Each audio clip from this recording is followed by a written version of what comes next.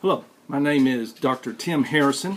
I am your professor for this class of Old Testament, and I come to you from the Institute of Advanced Religious and Philosophical Studies in Bristol, Virginia, better known as my office in my house down somewhere in Bristol, Virginia. We're looking at the text that we know of as the Old Testament. Now, it goes by other names as well. And those names are important. For instance, Jews would call this the Hebrew Scripture, and that's what it is. It is the Hebrew Scripture, and then later comes the Christian Scripture, which we know as the New Testament, and they are combined. Now, we are looking at this text. This is possibly one of the oldest religious texts. Certainly, Judaism is the oldest religious expression, closely rivaled by Hinduism. And so we're going to look at this important text and just how it affects our lives and how important it is to our culture. Now, as we look at this, what we're looking at is the story of an ancient people who were known as the clan or the people of the father Abraham, who become known as the Hebrews. Actually, they were part of a greater group known as the Semitic people, the Hebrew, that lived in the Middle East and who migrated westward into Egypt later. And then they became known as the Israelites, and we're going to sort of chronicle their history. Now, at this point, let me introduce you to two terms I will use throughout this class. One is a traditional scholar. A traditional scholar is someone who looks at the Old or New Testament, takes it at face value, believes it is historically significant. They believe the traditional value of who wrote it and the stories that are in it. And also, they look at the larger meanings from a religious standpoint of what the text introduces. Then there are modern scholars. Modern scholars look at the Old and New Testament as important documents. They are skeptical. They believe, for instance, the Old Testament is not as old as traditional scholars believe it is. They do not believe in the traditional writers, per se, of the Old Testament. And so they take a skeptical and a more look at the text from a scientific method point of view. Okay? So those are two ways I will distinguish at times the way people look at the Old Testament.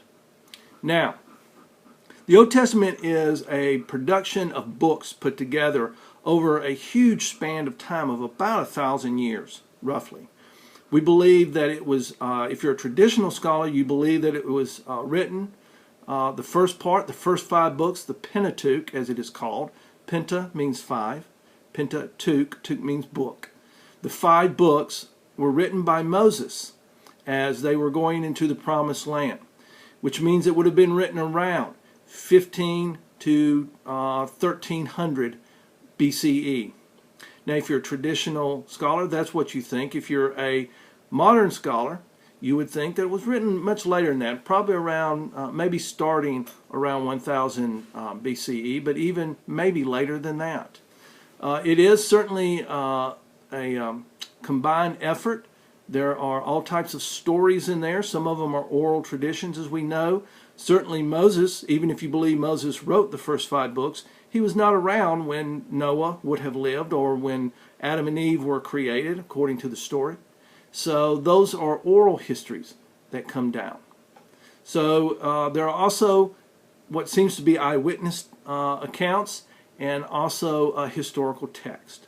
So we'll take a look at that. Now, the Old Testament, of course, is considered Scripture-inspired writing by the 3 Abrahamic faiths, both Judaism. Of course, it is the Scripture for Judaism. Christianity also accepts the Old Testament as divine and inspired by God. And then finally, Islam also recognizes the importance of the Old Testament. Now, what we see is that the Old Testament is telling us of the formation of the Israelite people and how they came into being. And it asks some pretty important questions. For instance, The very first statement from the Old Testament is, in the beginning, God created the heavens and the earth. Now that sounds like a simple statement. Some people just simply take that at its word. But it has a profound meaning, not only in a historical point of view, but also it asks the question, in that statement, it begs the question, why? Why were we created if we were created by a deity? So all of these things are based in that book. So one of the things we'll look at is how the story is developed. It begins, again, as I said, it begins with sort of a creation of man, how man came about, where the origins of people were. Then it tells us of Abraham. Abraham begins what we call redemptive history, because the Old Testament tells one story. From the first book to the last book in the Old Testament, it tells of one story, and that is a story of redemption. How God reached out to a people that he chose, the Hebrews, and how he preserved them and kept them together so that mankind would have a revelation or an idea of the Creator. And it's their job to keep that in place. Okay? So we see that in the Old Testament as well. Now, the Old Testament is broken up according to the Hebrew organization into three areas. The first one is the Torah. The Torah is the law. In the New Testament, Jesus refers to it as the law of Moses. It is believed that by traditional scholars that Moses, the great lawgiver, wrote the first 5 books of the Old Testament, with Joshua finishing out the last book after Moses dies. And then we move from the Torah, the law, into the books of the prophets, which is known as the Nabim. Now the Nabim are the prophet stories. These are the second. Now, this isn't the way that the English Bible is arranged, but it's the way that the Hebrew Scripture is arranged. We see the prophets.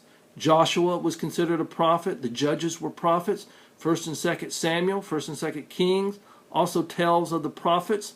And then there are the latter prophets. That is Isaiah, Jeremiah, Ezekiel, and then all the minor prophets are part of the latter prophets. It's very important to know. So it is law and prophets. You hear that again in the words of Jesus. Jesus refers to the law and the prophets, and that's what he means. And then the last part of the Old Testament is referred to as the Kavim.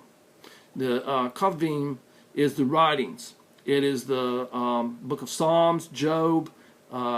These are wisdom writings, Proverbs, Ecclesiastes, Song of Solomon, all of those.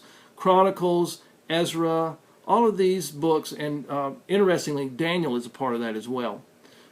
These are just the writings. These are more historical writings. These are the writings that tell the story, the redemptive story, and also provide wisdom teaching to the people. So that's very important to remember as well. So the Hebrew Scripture is put together very differently than the English Bible, or the English Old Testament as we have it. Okay. Now, it is believed that there are different types of people who put the book together, and these folk are examined by different types of scholars today. In modern scholarship, there are textual specialists who look at how the books are written, the language that is used, the methods of writing, and these will supposedly tell you things such as who wrote it when it was written. Theologians also look at the Old Testament in order to understand that big why question. The Old Testament is about why, not just how. And it doesn't give a great deal of detail how, but it poses the bigger question of why. There are archaeologists that look at it, and archaeology has been a friend to biblical history for the traditional scholars, because quite often archaeologists have found things that give credence to the traditional point of view. And so archaeology is very important to the understanding of the Old Testament as well.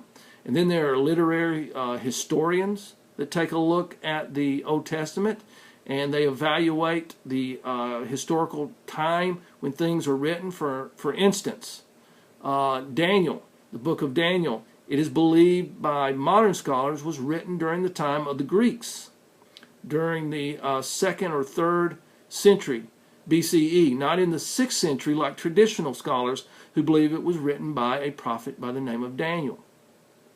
They believe this because of the language and the words that are used and the ideas that come out of that. Your book will sort of broaden this out for you. But for instance, the idea of Satan, they believe, comes from the captivity in Persia. The Persians also believed in this entity called Satan, and that's where they believe those writings come from. So that's some of the ways that we look at the Old Testament and some of the scholars that help us to understand it. Okay? Now, there are a couple of ways of looking at the Old Testament and trying to understand it and why it's important to us. One is to study the Old Testament is to understand our culture, our law, our ethics, and the way we see the world. For many people, and many of you I'm sure, it is a religious book. It gives you answers to questions that you ask about your existence and what is right and wrong. And what does my faith tell me? So that's one reason that we study the Old Testament. It's important for that. It is also studied as literature. It is beautiful literature. And it is, as I said, it's some of the oldest literature that mankind has and has been very influential.